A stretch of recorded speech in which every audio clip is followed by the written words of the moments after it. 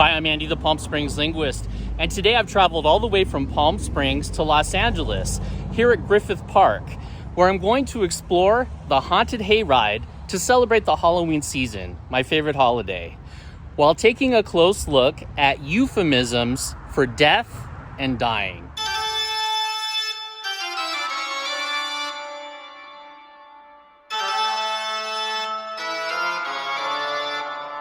Halloween is said to be the night when the veil between the living and the dead is at its thinnest. Death is universally feared, so it is no wonder that it is so difficult for us to simply state that someone died. We fear it, so we do everything we can not to talk about death directly. While to die is a straightforward, simple verb, often it is considered too harsh and too shocking to actually say out loud. So instead of saying someone died, us English speakers have come up with countless other ways to imply death without actually saying the word died. A euphemism is a mild or pleasant word or phrase that is used instead of one that is unpleasant or offensive. Well, nothing is more unpleasant than death, and death is a very serious subject. But in the spirit of the Halloween season, let's take a more lighthearted look at euphemisms for death. Number 40, pushing up daisies. Now, every time I see daisies, I'm gonna wonder what's buried underneath. Number 39, deceased. Saying that someone is deceased adds a level of formality that softens the statement.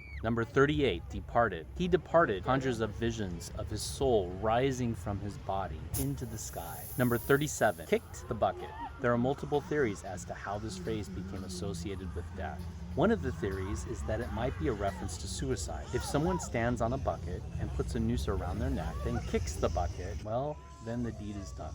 Number 36, didn't make it. If you didn't make it, it sounds like you missed out on the party. Of course, if you die, then you'll be missing out on a lot more than a party. Number 35, met his maker. While nobody truly knows what happens when you die, many people believe that you will be in the presence of God, that you will meet your maker. Number 34 is at peace. This is definitely, and I see the glass half full way, the word that someone died. Number 33, bit the big one. Not sure what the big one is, but whatever it is, I recommend that you don't put it in your mouth. Number 32, are dropping like flies. This is a simile used when multiple people die in a short period of time.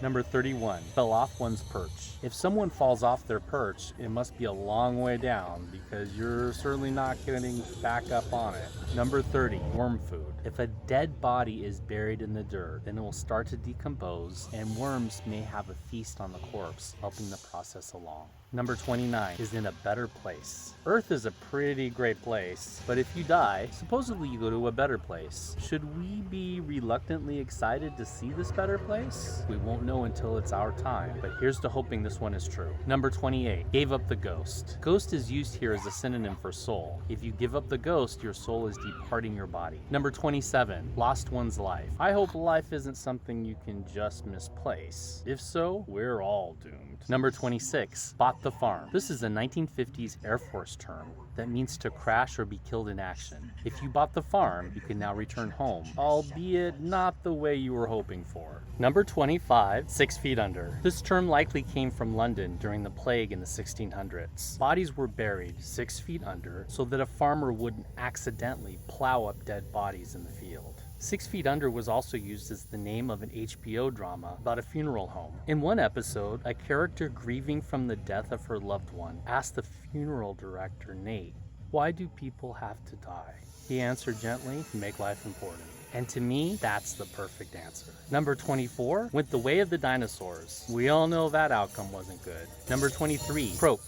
When frogs make a sound, they croak. Well, so do bodies that are on the verge of dying. This sound is called a death rattle and are sounds made as a result of bodily fluids accumulating in the throat and upper chest. These sounds may very well be the reason the verb to croak has come to mean dying. Number 22, bit the dust. This euphemism for death makes me wonder about the Queen song, Another One Bites the Dust. Is that song about a massacre? I grew up with this song, but never stopped to think about the severity of its its lyrics? If you know, tell me in the comment section below. Number 21, cross the Styx. The ancient Greeks believed that souls go to an underworld after they die. To get there, they cross the river Styx. Number 20, made it to the pearly gates. Apparently, heaven has a fancy entrance. Number 19, sleeping with the fishes. This phrase conjures up images of a mobster killing you and throwing you into the river where you sleep with the fishes. Number 18, angels carried him away. Hopefully the angels are taking you to heaven and not the alternative. Number 17, met an untimely end. This phrase implies that you weren't supposed to die. Number 16, went belly up. If you're lying in a coffin 6 feet under, your stomach is facing up.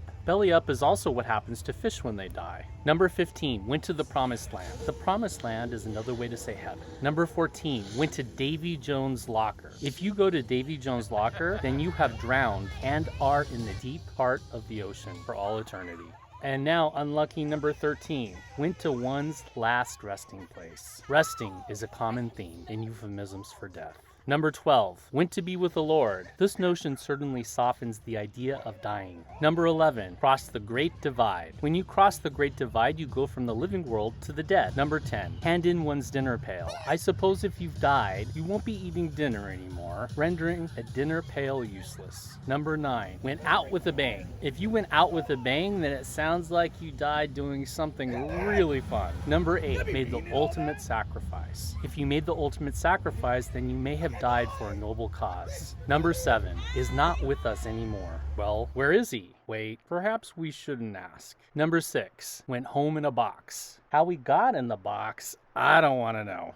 Number 5, went to the big blank in the sky. This euphemism adapts to each person by filling in the blank to each person's situation. I was a teacher for several years, so when I die, you could say Andy went to the big classroom in the sky. Number 4, drew one's last breath. No breathing equals no life. Number 3, expired. Unfortunately, everything has an expiration date, even life. Number 2, flatlined. If you're in the hospital and your electrocardiogram is showing a horizontal line, then your time has come, which is yet another euphemism for death. And now the number 1, euphemism for death. You might say passed, you might say passed away, or you might say passed on. These are probably the most common euphemisms for dying. Now I want to hear from you. What euphemisms for death did I miss? What is your preferred way to say that someone died? Put your thoughts in the comment section below. Discover language you were never taught in school while exploring the California desert and beyond. If you enjoyed this episode, please click like and subscribe right now to not miss any future episodes of the Palm Springs Linguist.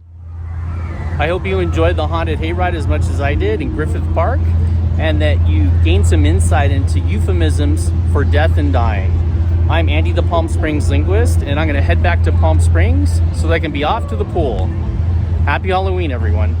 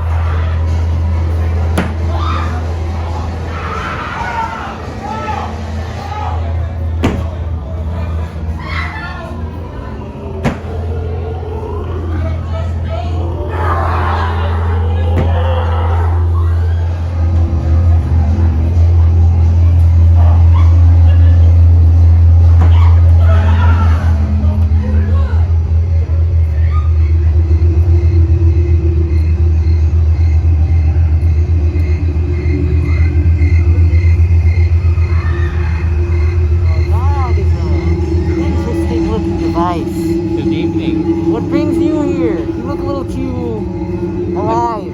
I'm visiting the dead. Visiting the dead. Oh. No one just visits the dead. No one just visits. No? I don't want to be here permanently.